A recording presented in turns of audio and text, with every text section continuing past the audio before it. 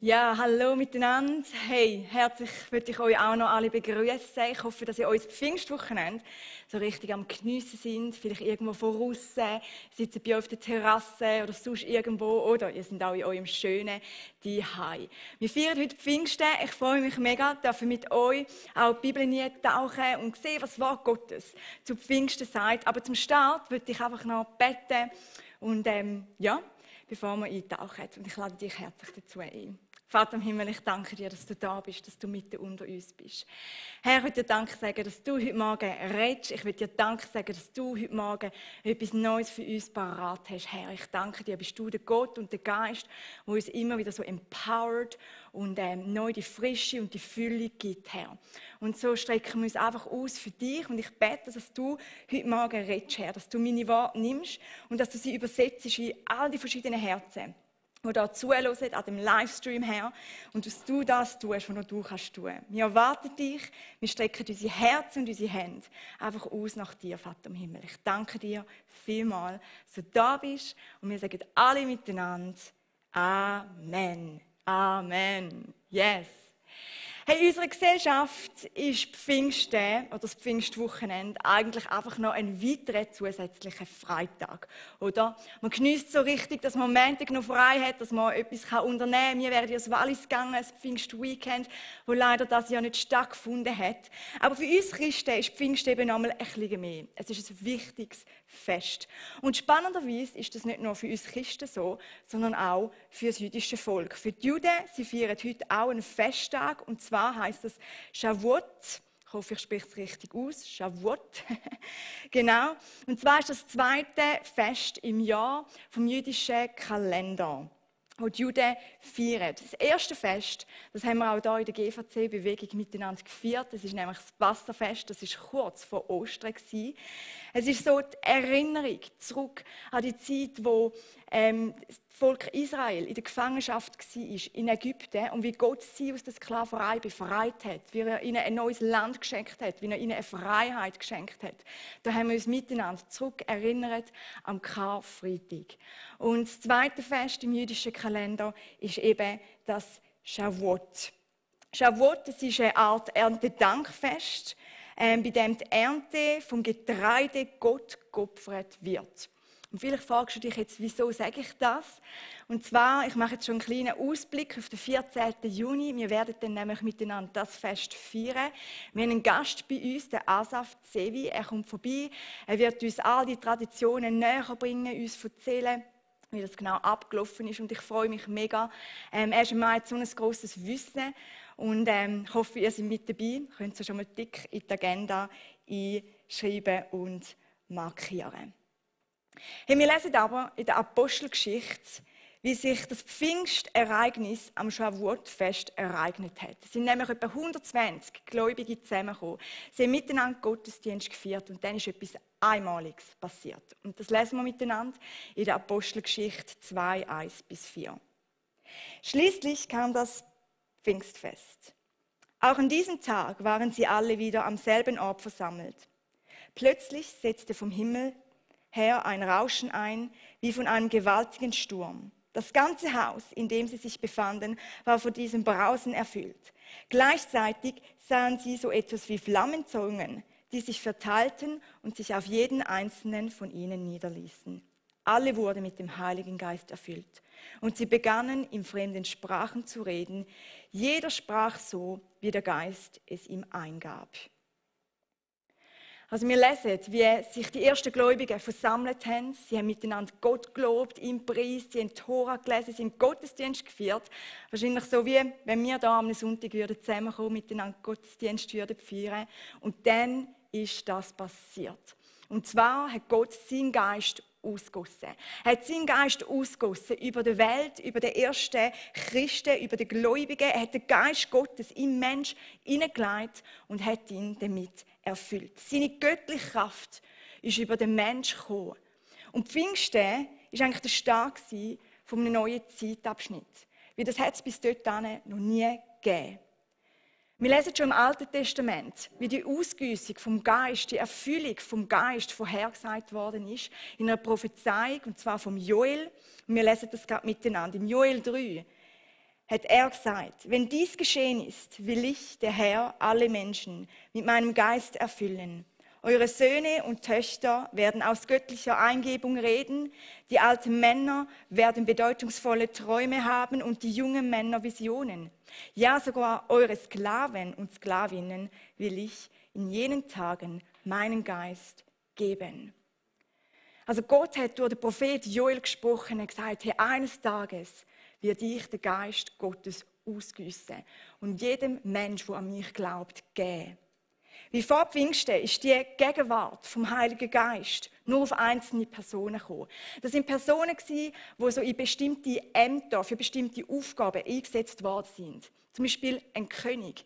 Er ist ausgewählt worden von Gott, er ist gesalbt worden, der Geist Gottes ist auf ihn gekommen und er war ausgerüstet, um in seinem Amt zu laufen. Oder auch Propheten, verschiedene Leiter, verschiedene Männer und Frauen, die Anführer waren. Sie sind befähigt worden durch den Geist Gottes und sie sind mit ihm eingesetzt worden in die bestimmte Aufgabe. Und zum Teil ist es auch nur so ein gewisser Zeitabschnitt, wo der Geist Gottes auf ihnen geruht ist. Vor Pfingsten war der Geist Gottes schon da, das lesen wir vor Genesis bis zu Pfingsten an, aber er war noch nicht im Mensch, er hat den Menschen noch nicht erfüllt oder noch nicht alle Menschen erfüllt, ich muss es so sagen. Im Neuen Testament sehen wir, wie auch Jesus den Heiligen Geist angekündigt hat, wo die Jünger zu ihm gekommen sind und gesagt haben, hey, wenn du die Welt verlässt, was machen wir denn? Und er sagt, es wird einer kommen, der eurer Zeit kommt. Er wird der Helfer sein, er wird euer Leiter sein, er ist der euch befähigt, der euch Vollmacht gibt, damit ihr rausgehen könnt und könnt das Evangelium, das, was ihr gesehen habt, geschmückt habt, gespürt habt, gehört habt, könnt weiterbringen in die Welt. Der Heilige Geist, der ist gekommen, gesendet worden als Helfer, um dir und mir zu helfen, dass wir unseren Auftrag wahrnehmen können. Und das hängt damit zusammen, dass es für uns als Christen in unserem Leben eben nicht nur um uns selber geht, sondern dass wir durch den Geist Gottes in uns der Welt etwas zu offerieren hat, was sie so dringend und nötig sucht und so nötig hat. Und darum ist er gekommen. Seit Pfingsten werden alle Menschen, die sich entscheiden für Jesus Christus, ein zu glauben, ein zu folgen mit dem Heiligen Geist ausgerüstet. Es ist Gottes Kraft, die in dir lebt, Gottes Kraft, die in mir lebt, wenn wir Jesus nachfolgen. Sie wirkt durch dich. Und das ist genial. Und Jesus sagt da in Johannes 14, ich versichere euch, wer an mich glaubt, wird die Dinge, die ich tue, auch tun. Ja, er wird sogar noch größere Dinge tun, denn ich gehe zum Vater. Wow, was für eine Aussage ist das? Oder? Ich denke manchmal, wow, wie soll ich Größeres tun? Aber das ist das Geheimnis, der Geist in mir. Nicht ich muss es tun, sondern der Geist tut es durch mich. Der Heilige Geist hat im Leben der ersten Christen grosse Auswirkungen gehabt. Es hat Folgen gehabt, auf sein Wirken. Folgen sind entstanden. Wir lesen, wie sie mit Geistesgaben ausgerüstet worden sind. In dem Text, den wir gerade gelesen haben, steht, wie sie angefangen haben, in verschiedenen Sprachen zu reden. Sprachen, die vom Geist eingegeben worden sind. Sie haben eine Vollmacht bekommen, um rauszugehen und das Evangelium zu verkünden. Sie sind mit einem Hunger gefüllt worden. Wir sehen da, wie Erweckung passiert ist. Zum einen ihre herzige Erweckung startet immer in meinem Herz. Und dann hat das so einen Rippeleffekt gehabt, wie viele, viele Menschen zum Glauben gekommen sind. Aber hey, noch einen wichtigen weiteren Punkt. Und zwar hat Gott angefangen, direkt zum Menschen zu reden. Bis dahin hat Gott nie direkt zum Menschen geredet. Im Alten Testament sehen wir, wie er immer durch Propheten geredet hat. Durch Propheten, die zum Volk Israel gegangen sind, die zum König geschickt worden sind an den Hof. Und bei Pfingsten hat Gott angefangen, direkt und persönlich zum Menschen zu reden. Und das ist revolutionär. Und ich finde das etwas so Begeisterndes. Und auch heute erfüllt der Heilige Geist immer noch die Gläubigen. Wir als Kirche, wir strecken uns aus nach dieser Fülle. Wir strecken uns aus nach dem Wirken. Wir strecken uns aus nach seinem Willen, nach dem, was er tun will, wie wir glauben, hey, Gott hat da noch so viel mehr für uns parat, als Kirche, für das Zürcher Oberland, für die ganze Umgebung und auch für uns individuell. Und die Auswirkungen sind immer noch die gleichen. Er rüstet uns mit Gaben aus. Gaben, dass wir Menschen dienen können. Gaben, dass wir seine Kirche bauen können. Das steht so im Korintherbrief. Zum Beispiel Wort von der Weisheit oder Wort von der Erkenntnis, das sind so Gaben. Das ist eigentlich wie wenn man einen Gedanken hat, einen Gedanken bekommt und man spricht ihn aus und er passt zu 100% in eine Situation oder in eine Situation von einer Person und man weiß einfach, hey, der Gedanke ist nicht von mir. Die Joni und ich hatten das noch nicht so lange her, da haben wir für ein Ehepaar gebetet, wir haben sie nicht gut kennt, eigentlich praktisch nicht kennt. Und wir hatten keine Ahnung, wo sie drinnen stehen, in was für einer Situation. Wir sind angesessen, wir haben für sie gebetet. Und Gott hat uns beiden den gleichen Gedanken gegeben. Und wir haben den ausgesprochen. Und es war ein Wort von der Erkenntnis gewesen. Und das hat bei der Frau so ins Herz gesprochen und so etwas bewegt. Und sie hat gesagt, das war wie so ein Anfang von einem Heilungsprozess gewesen. Das Wort, das wir weitergegeben haben, das ist so ein Wort von der Erkenntnis. Das ist nicht einfach eine schöne Ermutigung, sondern das ist von Gott und bam, das macht etwas, das bewirkt etwas. Aber auch Gabe vom Glauben, Gabe von der Heilung, Gabe vom prophetischen Reden, von prophetischen Eingebungen, Sprachenreden, Gabe von der Wunderwirkung. Und so schenkt Gott jedem von uns Gaben. Jeder von uns bekommt Geistesgaben. Und durch die Gaben wird seine Kraft sichtbar. In den Menschen oder in unserem Umfeld, wo wir drinnen laufen dürfen. Und ich weiss nicht, wie es dir geht, aber ich will noch so viel mehr sehen von dem. Und ich glaube, da ist noch so viel mehr Potenzial herum. Ich will noch mehr in diesen Gaben laufen und sehen, wie Jesus mich braucht. Dass die Menschen frei werden, dass die Menschen bewegt werden. Aber Gott redet auch heute durch den Heiligen Geist zu uns. Ich weiss nicht, wie es dir geht. Wünschst du dir das auch? Noch mehr Reden von ihm in deinem Leben. Der Heilige Geist gibt uns aber auch ein Verständnis für die Bibel, wenn wir ihm Raum geben, wenn er kommt und uns erfüllt. Oder wenn man die Bibel einfach so anschaut, ich glaube, ich fände es ein ziemlich langweiliges Buch. Ich komme nicht richtig draus, was da genau geschrieben ist, was da genau gesagt wird, all die Listen mit diesen vielen Namen, die da aufgelistet sind manchmal. Aber die Bibel, sie ist inspiriert vom Heiligen Geist. Und wenn wir sie mit dem Heiligen Geist lesen, dann wird sie eben lebendig. Dann bekommen wir Offenbarungen, dann bekommen wir Erkenntnis für unser Leben. Und das ist begeisternd. Es kommt ein frischer Gedanke plötzlich uns in den Sinn. Oder wir merken, das Wort kommt uns an und bewegt etwas in unseren Herzen. Der Heilige Geist schenkt uns aber auch einen Hunger. Die Auswirkung ist davon, wenn wir es erfüllt, dass ein Hunger kommt. Aber auch ein Hunger für das Gebet, zum noch mehr das Gebet einstehen, zum Ringen, zum Zusammenkommen. Eine Leidenschaft für Gott. Eine Leidenschaft, zum Menschen von ihm zu erzählen. Dann ist es nicht mehr ein Müssen, sondern plötzlich hat man so eine gewisse Kühnheit, wo man einfach rausgehen kann. Und es fällt einem einfach. Und ich möchte dich fragen, willst du auch noch mehr von dem? Dass du kannst Menschen erzählen, Menschen anstecken mit dem, was er da hat, vielleicht in deinem Leben. Im Leben, wo du siehst, um dich herum. Er stärkt, er befähigt, er zeigt uns aber auch auf, wo wir Sünde im Leben haben, wo wir den falschen Weg gehen, wo wir falsch handeln, wo wir umkehren sollen. Er wirkt in uns, er wirkt in unserem Herz, heilt, verändert, bewegt. Hey, und das alles hat doch enorme Kraft, wenn wir uns das so vorstellen, zu was der Heilige Geist alles fähig ist. Und stell dir mal kurz vor, du hättest ein bisschen mehr von dem Wirken in deinem Alltag.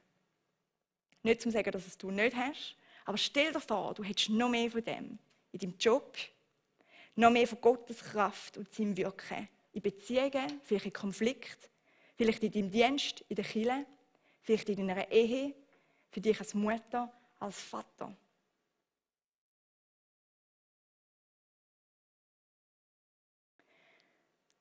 Die Bibel redet immer wieder davon, dass wir uns neu erfüllen lassen mit dem Geist Gottes. Also wir uns nach ihm ausstrecken. Und wir lesen jetzt in Epheser stehen miteinander, wo das beschrieben wird. Epheser 5, 15 bis 20. Da steht: Gebt also sorgfältig darauf Acht, wie ihr lebt. Verhaltet euch nicht wie unverständige Leute, sondern verhaltet euch klug. Macht den bestmöglichen Gebrauch von eurer Zeit, gerade weil ihr in einer schlimmen Zeit lebt. Lasst es daher nicht an der nötigen Einsicht fehlen, sondern lernt zu verstehen, was der Herr von euch möchte. Und trinkt euch keinen Rausch an, denn übermäßiger Weingenuss führt zu zügellosem Verhalten. Lasst euch vielmehr vom Geist Gottes erfüllen. Der Epheser ruft uns dazu, hey, Lasst euch vom Geist Gottes erfüllen. Und im 1. Korinther 14, da steht, er strebt eifrig nach den geistlichen Gaben. Und damit sind Gaben, Geistesgaben vom Heiligen Geist gemeint. Also sehen wir die 2 Stellen, wo es so zurufen, hey, streckt euch aus nach dem Heiligen Geist. Und ich habe mir überlegt, wieso eigentlich? Wieso soll ich mich so nach ihm ausstrecken? Wieso soll ich mich immer wieder von ihm erfüllen lassen? Und ich habe gemerkt, im Alltag, oder mein Alltag, kann manchmal der Heilige Geist so schnell so übertönen, oder? Ich kann so schnell abgelenkt werden, wenn ich dem Heiligen Geist nicht bewusst Raum gebe in meinem Alltag. Und was passiert? Ich vergesse ihn. Ich fange ihn an zu vergessen. Hey, und mich hat das erinnert an meine Bosch-Küchenmaschine. Du fragst dich vielleicht, wieso genau? Und zwar ist es so, wenn ich manchmal Gemüse schnetzle oder letztens wollte ich einen Rüebli-Salat machen, hey, dann vergesse ich immer, dass ich so eine Küchenmaschine habe. Ich habe die aufs Hochzeit bekommen, ich habe die vielleicht 2-mal, 3-mal genutzt in diesen vielen Jahren. Und ich weiss, so letztens wollte ich einen Rüebli-Salat machen und ich habe gedacht, gut, dann mache ich das selber, gehe schnitzeln und gehe raffeln, bis die Joni reinläuft und sagt, hey, was machst du? Wir haben hier ein gutes Gerät, wo du die Rüebli reinlassen kannst. Es ist schnell, es ist effizient und er macht es auch perfekt, die Küchenmaschine. Und ich habe gemerkt, hey, ich bin mich so gewöhnt, dass ich das selber mache, dass ich das selber irgendwie probiere, aber es ist eigentlich ein riesen Aufwand, wenn ich es selber probiere und ich bringe es nie so gut an wie die Bosch-Küchenmaschine. Und wisst ihr was? So oft ist es doch mit dem Heiligen Geist sehr, sehr ähnlich, oder? Wir vergessen eigentlich, dass er da wäre und er wartet und er könnte es perfekt. Hey, er könnte es so effizient, so gut. Er ist eigentlich der Master in dem, dass er uns unterstützt und befähigt und hilft und ausrüstet. Aber irgendwie sind wir uns gewöhnt, dass wir es alleine machen und es geht ja irgendwie auch alleine. Man kommt irgendwie durch im Alltag. Und so läuft es doch manchmal. Wir hätten die göttlichen Ressourcen zur Verfügung in unserem Leben, aber wir vergessen es. Man schaltet es irgendwie aus. Oder man gewöhnt sich daran. Und etwas anderes, was ich merke bei mir, ist, dass ich manchmal so ein bisschen wie ein geistliches Alzheimer habe. Ja, das kommt mir auch schon mit 32 über. Es ist so. Ein geistliches Alzheimer, oder? Hey, ich habe mir überlegt auf die Predigt, was hat der Geist Gottes in den letzten Wochen bei mir gemacht oder zu mir geredet oder durch mich gewirkt. Und ich habe mir das überlegt und überlegt und dachte, hey, das kann doch nicht sein. Und plötzlich ist mir etwas in den Sinn gekommen, stimmt. Ich habe heute Morgen gebetet und ich habe einen Vers bekommen für eine Freundin und ich habe ihr weitergegeben und der hat eingeschlagen wie eine Bombe. Stimmt. Weiter überlegt und ich habe gemerkt, die Sachen kommen mir gar nicht mehr in den Sinn. Ich vergesse es. Und ich habe mein Tagebuch genommen, weil ich schreibe das immer auf. Und plötzlich habe ich gesehen, hey, da hat der Geist Gottes geredet. Hey, da hat er mich gebraucht. Da hat er zu mir geredet. Und so vieles, was ich aufgeschrieben habe, wirklich 2 Seiten, hey, das habe ich alles vergessen. Und ich glaube, manchmal leiden wir so unter einem geistlichen Alzheimer. Vielleicht kennst du das auch. Am Sonntag redet der Geist Gottes zu dir oder der Predigt. Und am Mittwoch in das Morgen oder am Donnerstag magst du dich fast nicht mehr daran erinnern. Es ist wie weg. Und ich glaube, manchmal können wir das so vergessen.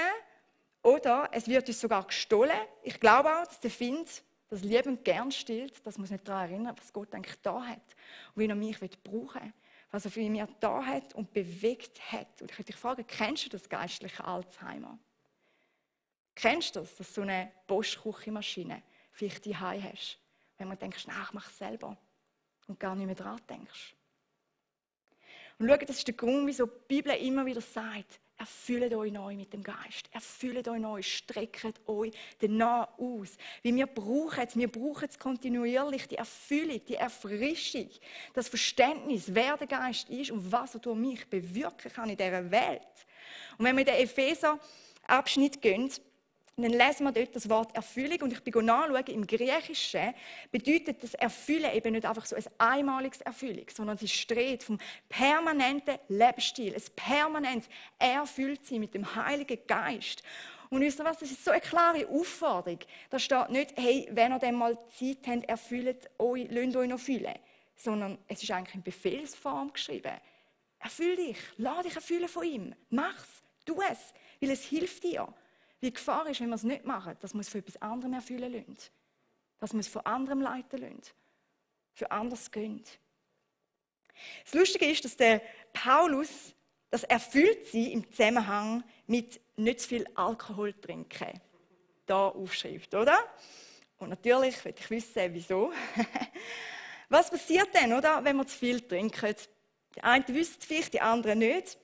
Aber wenn wir zu viel trinken, unseren Rausch antrinken, hey, dann plötzlich denken wir anders. Wir fühlen uns anders. Du redest anders, oder? Du hörst plötzlich anders. Vielleicht nicht mehr so schnell, nimmst die Sachen wahr. Du siehst anders. Vielleicht mehr.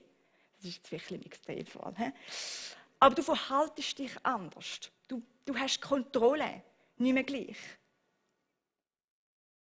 Und vielleicht sagt der Paulus das eben, weil es ähnliche Auswirkungen hat, wenn wir uns mit dem Geist Gottes füllen lassen. Nicht, dass wir Kontrolle verlieren. Aber es hat auch Auswirkungen. Und zwar, wenn wir uns mit dem Geist Gottes füllen lassen, wir denken plötzlich anders. Wir denken anders über Gott. Wir denken anders über die Welt. Wir denken anders über uns selber. Du redest plötzlich anders. Wenn du dich erfüllen lässt, dann hörst du anders. Du hörst das Reden vom Heiligen Geist, wenn du im Raum bist. Du hörst plötzlich vielleicht ihn reden durch Visionen, durch Träume. Er redet zu jedem von uns, wenn wir hinhören. Du siehst anders. Du siehst vielleicht Menschen anders.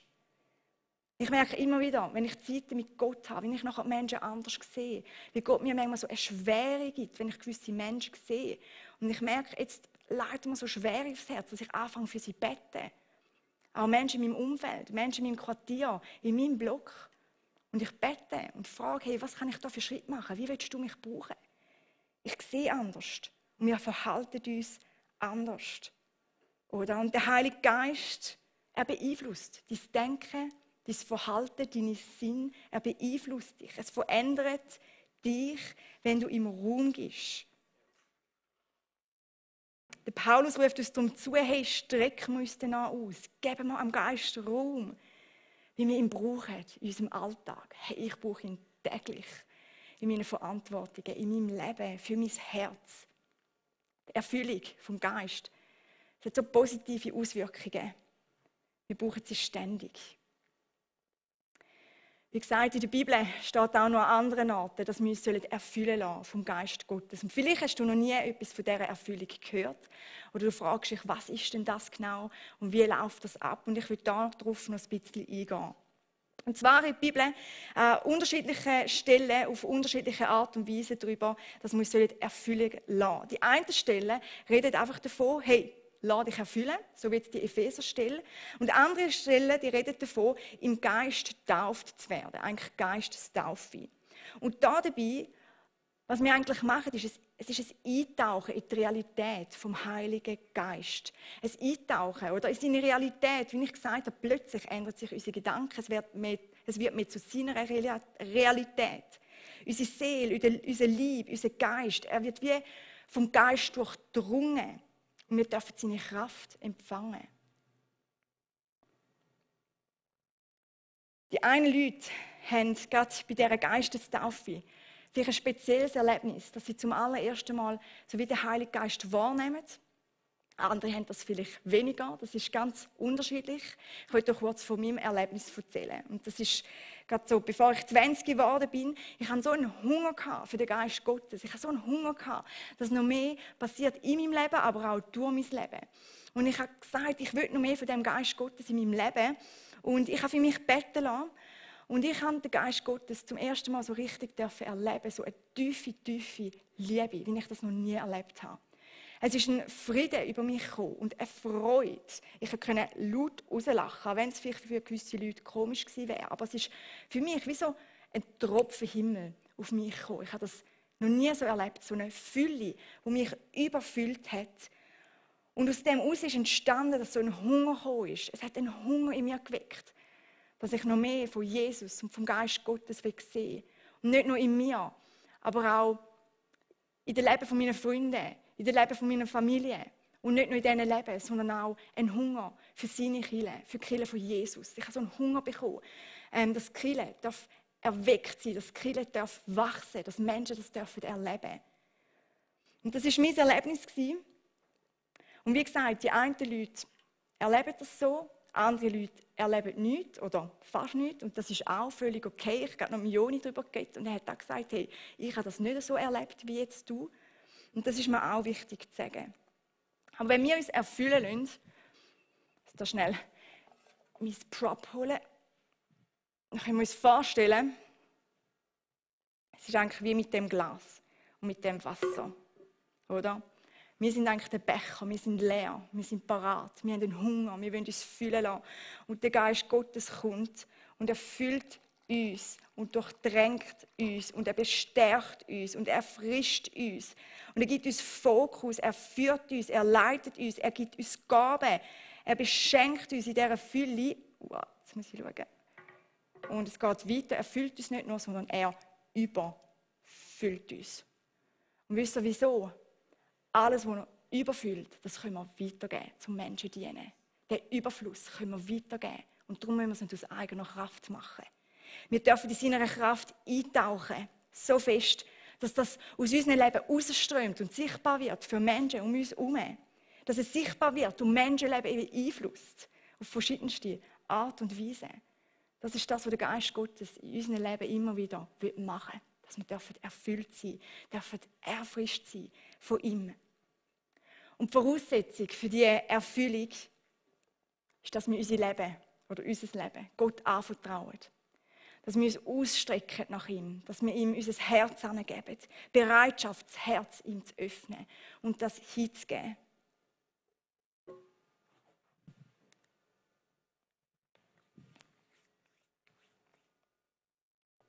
Manchmal gibt es auch Bereiche, wo man vielleicht sagt, hey nein, du darfst so weit kommen, aber in diesen Bereich darfst du nicht hineinkommen. Und der Geist Gottes wünscht sich aber, dass er dich ganz erfüllen darf, dass er jeden Bereich erfüllen darf, dass du überall reinlässt im Leben. Und schau, ich will dir dort zurufen, wenn du eine Person bist, die vielleicht Respekt hat, Angst hat, vielleicht bist du kritisch. In der Bibel wird der Geist Gottes immer als sanftmütiger Geist beschrieben. Er ist wie ein Gentleman. Oder? Wenn du sagst, bis dahin, kommt er nicht weiter. Und du musst keine Angst haben, dass irgendwelche komische, absurde Sachen passieren, sondern hey, er meint es gut und er will dich beschenken. Er will dir noch mehr geben. Aber es braucht die Bereitschaft, dein Leben ihm hinzugeben. Und ich will dich fragen, hast du die Bereitschaft? Willst du ihm alles angeben, dass er dich neu erfüllen kann? Wie mache ich das? Wie werde ich erfüllt von dem Heiligen Geist? Ganz ehrlich, es gibt kein Rezept, es gibt keine Anleitung oder so eine Bedienungsanleitung. Aber wir lesen in der Bibel, wie Jesus sagt, dass Gott denen den Heiligen Geist gibt, die ihn darum bitten. Im Lukas 11, 13. Es braucht ein Wollen, es braucht ein Ausstrecken, ein Bitten darum, ein Betten. Und ganz ehrlich, du kannst das ganz allein für dich machen, in deinem Räumchen, dort, wo du bist. Es braucht nicht irgendeine Person, die eine gewisse Vollmacht hat, sondern du kannst das alleine für dich machen und Gott hört dich. Wir sehen aber auch verschiedene Arten in der Bibel, wie die Erfüllung durch den Heiligen Geist kann aussehen kann. Manchmal hat man auch vielleicht jemanden dazugenommen, der über die Hand aufgelegt hat. Man hat das miteinander gemacht, miteinander im Gebet, miteinander im Worship gestanden und dann sind Menschen erfüllt worden. Das kann ganz verschieden aussehen. Mir ist etwas wichtig zu sagen. In dem Sinne geht es nie um die Erfahrung mit dem Heiligen Geist zu suchen, Gefühl zu suchen, irgendetwas, was es auslöst, was super ist. Vielleicht das, was ich vorher erzählt habe, dass ich einfach ein gutes Gefühl habe, sondern es geht immer darum, was der Geist Gottes in dir und durch dich tun will. Kraft liegt nie in der Art und Weise, wie du dem Heiligen Geist begegnest, sondern in dem, was er in dir und durch dich tut. Und ich will das nochmal wiederholen, weil das ist so wichtig. Kraft liegt nie in der Art und Weise, wie du dem Heiligen Geist begegnest oder er dir begegnet, sondern in dem, was er in dir und durch dich tut und kann tun. Weil ich glaube, manchmal können wir uns schwer tun damit, oder? Wenn er im Leben wie nichts, oder wir haben manchmal das Gefühl, dass er nichts macht. Ich habe auch schon mit Leuten geredet, die gesagt haben, hey, ich habe irgendwie noch nie so ein Gefühl gehabt. Ich habe irgendwie noch nie das Gefühl gehabt, der Geist Gottes ist da. Habe ich genug gebetet? Habe ich genug gemacht? Und ich merke, das kann manchmal so zu einer Unsicherheit führen. Aber das heisst nicht, dass du weniger Heiligen Geist hättest. Das heisst nicht, dass du nicht erfüllt wärst mit dem Geist Gottes. Sondern die Bibel sagt klar, hey, wenn wir bitten, dann empfangen wir. Und der nächste Schritt ist, dass wir glauben und vertrauen. Und darum liegt die Kraft nicht drin, was wir für das Gefühl haben, sondern wie ernsthaft, dass wir den Heiligen Geist wollen und ob wir ihm genug Raum geben oder ihm Raum geben. Wir werden erfüllt bei Bitten, indem wir vor ihn kommen, indem wir ihm Raum geben in unserem Herzen.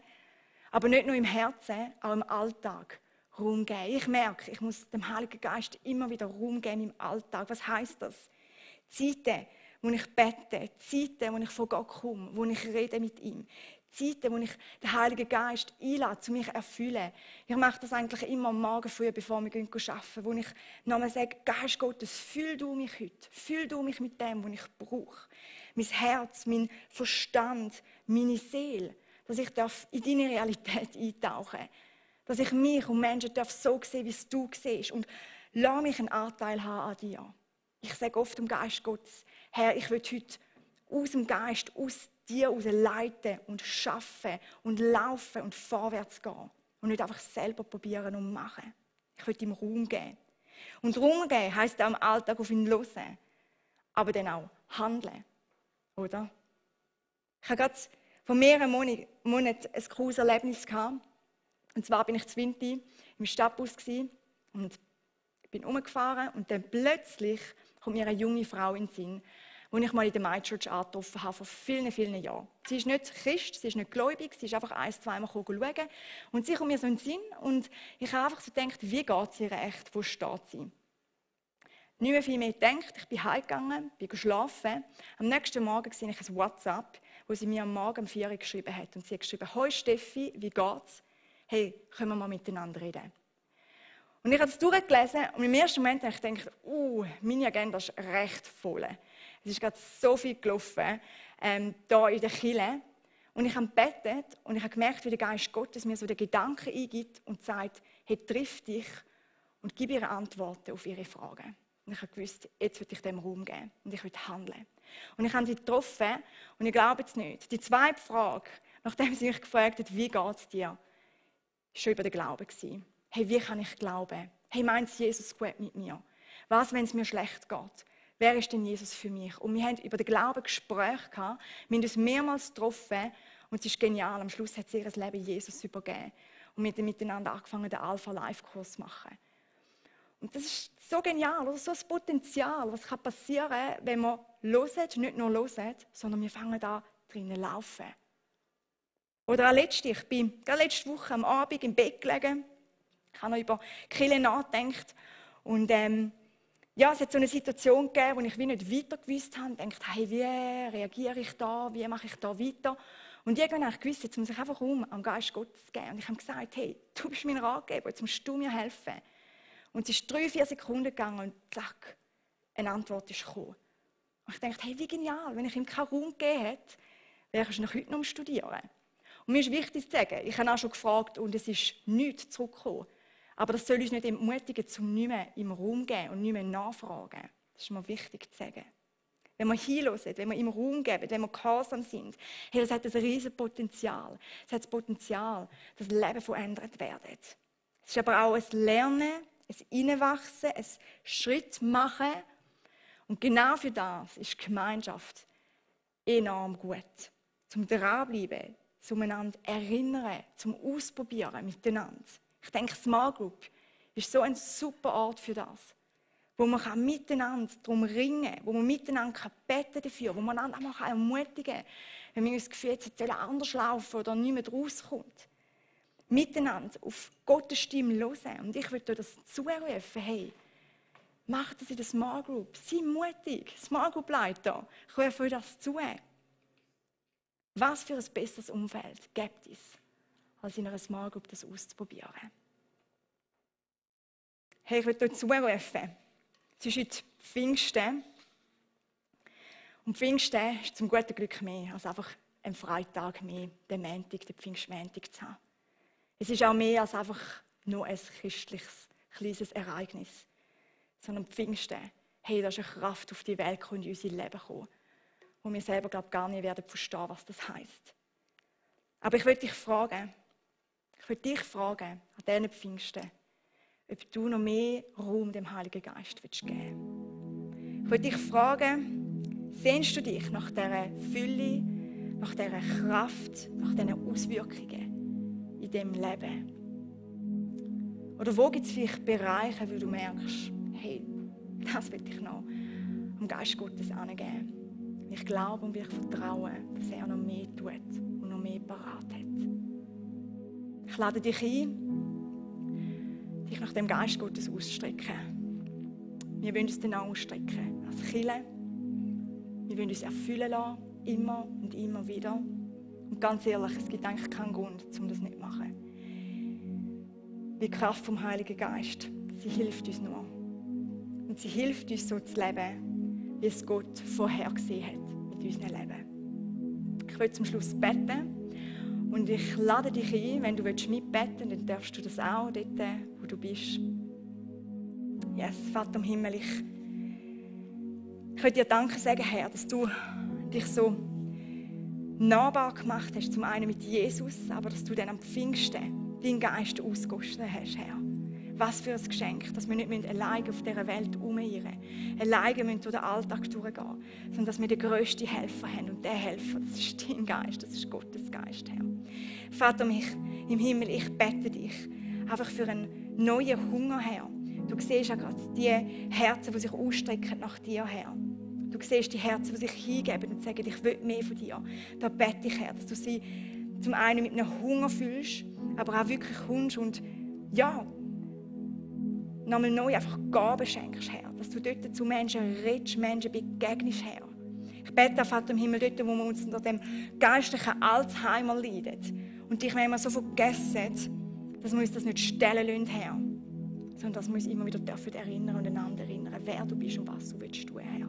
Herr, wir wollen dir Raum geben. Ich bete, Vater im Himmel, dass du wirklich in diesen Stuben, dort Stuben gehst und Herzen neu erweckst, auch in der kommenden Woche, Herr. Ich bete auch für Erweckung der einzelnen Herzen, aber auch bei uns, das GVC Zürich-Oberland, Herr. Wie wir noch mehr von dir sehen, Herr. Ich wünsche mir so und ich bete dafür, dass die Erweckung über unsere Kirche hinausgeht. Darf das Zürich-Oberland gehen, in die ganze Schweiz gehen, weltweit, Herr. Dass Menschen dürfen anfangen zu brennen für dich, Jesus. Ich danke dir, hast du noch so viel mehr parat, Herr. Ich danke dir. Brauchst du uns Menschen, zum zu zeigen, wer du bist, Herr. Und wenn du dich neu erfüllen lassen, dann kannst du jetzt einfach bei dir daheim wie die Hände ausstrecken als Zeichen, hey, du willst das. Und ich bete dafür, wenn du das nicht willst, dann ist das auch völlig okay. Vater im Himmel, du siehst die Hände, Herr, du siehst die Herzen. Und ich bete, Vater im Himmel, dass du Geist Gottes kommst und dass du die Herzen, den Geist, die Seele erfüllst, Herr. Ich bete, dass du kommst und dass du die Menschen nicht nur erfüllst, sondern überfüllst mit dem Geist Gottes, Herr. Vater im Himmel, ich bete, dass du auch ihr Denken erfüllst. Ich bete, dass du in dieser Zeit auch Gaben freisetzt von dir. Dass du ihnen Gaben gibst, die sie für anderen Menschen dienen. Gaben, die sie selber neu aufbaut und einen Hunger weckt in ihrem Leben, Herr, in einem geistlichen Leben. Und ich bete, Vater im Himmel, dass du uns auch immer wieder lässt sehen, was dein Wille ist, Herr. Dass wir die Gaben brauchen dürfen, dass wir in dem hineinlaufen, Herr. Ich lobe und preise dich und danke dir für alles, was du tust. Amen. Amen. Yes, wir haben auch